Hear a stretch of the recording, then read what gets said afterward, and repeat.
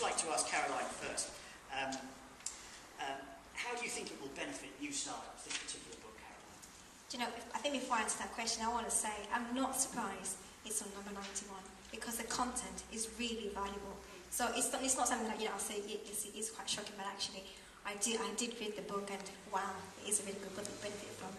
And so in answering your questions about startups, I think I'm one who really believes in systems, and I want to have a system because I can follow something step by step and get there, because I believe that when you follow something straight through as it's written, you actually eventually arrive there, and that's the base of my own success, is because I follow the system, because I'm not that, I'll say the word, not intellectual, I'm not very academia, so I want to see something and say, tell me how to do it, and I'll follow it through, and I'll get there. So the book is one that will just, take you right from start to finish. And of course, actually another point, it's not just for startups. For my own business, I actually had to give the book to my techie and say, look, have a look.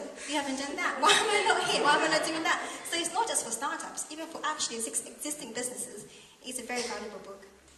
Fantastic.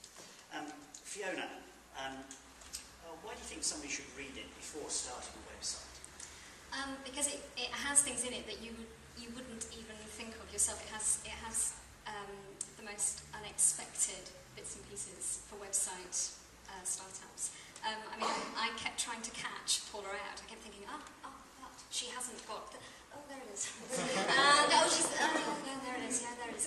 Stuff like Flash. I've never heard of Flash before. Things like creating advertising revenue. That hadn't actually even occurred to me because I was starting a charity website. So there's just so many aspects that don't even occur to you, and mine is just covered with highlighting pens. So I just think, just read it, and don't assume you know everything, just read it for the aspects that you haven't thought of. And was there one thing in particular that you particularly liked about either some aspect of its content or the writing style? It is just really chatty. I did sit and read it in one sitting, I just went through it, and that for a techie book is quite extraordinary. I'm kind of, I cut my teeth as a tabloid hack. 1,000 words is a lot to me. 60,000 is phenomenal. In fact, I think it's 80,000. It's extraordinary. And to just make it flow like you do, and just one chapter just segs into another is just great. And for you, the same thing, Caroline? Absolutely.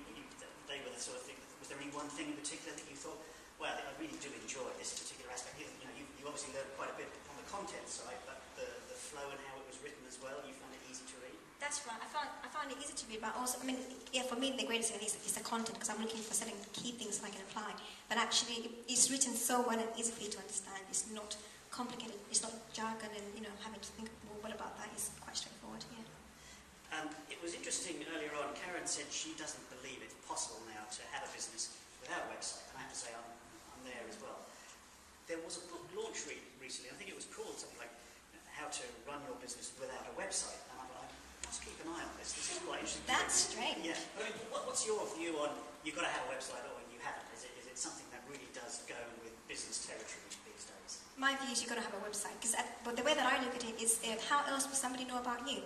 How else do they know you exist? And two, people will not just buy because they see that it's all glossy, the paper looks fabulous. People want to be able to go and do their own research. And how will they do a research on you? People going to check, because now we know technology, things have just gone, way that way. And it's for us to make sure, even if I'm just starting up or it's for my, my own personal use, it's having something that people can reference to and check up on you. And can I just add that even if the minute people hear of you, what do? They Google you, don't they? Absolutely. And if you don't have a website, that's a missed opportunity. Yeah, so it really is a must-have thing. Okay. And what are your experiences of this murky world of development? Do you think it really is that tricky, and that this is going to help people combat the area that they can very often be taken advantage of by these murky developers? Fiona, do you think it is a murky area? Before I came across Paula's book, I put my ideas out to tender, and I was quoted ridiculous amounts of money, from £15,000 to £2,000.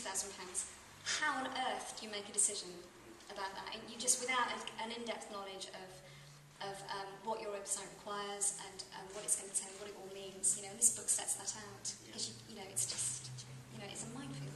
And have you found the same thing, Caroline? It's difficult. It's a difficult area to deal with.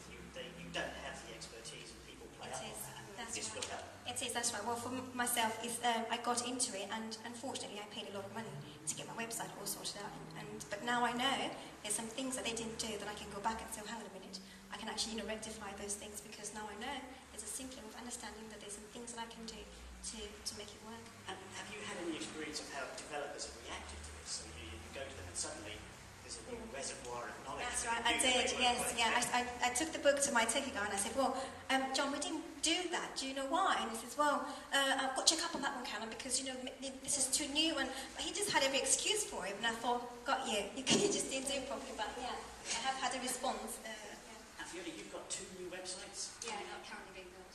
Yeah, and do you think will there be any part of this book, do you think, in there as much as... It just means that I can go to the people that are doing my book and go, and I know I can talk on their level. And I know, well, I can use the language that they use and let them know that they can't take me for a ride. Yeah.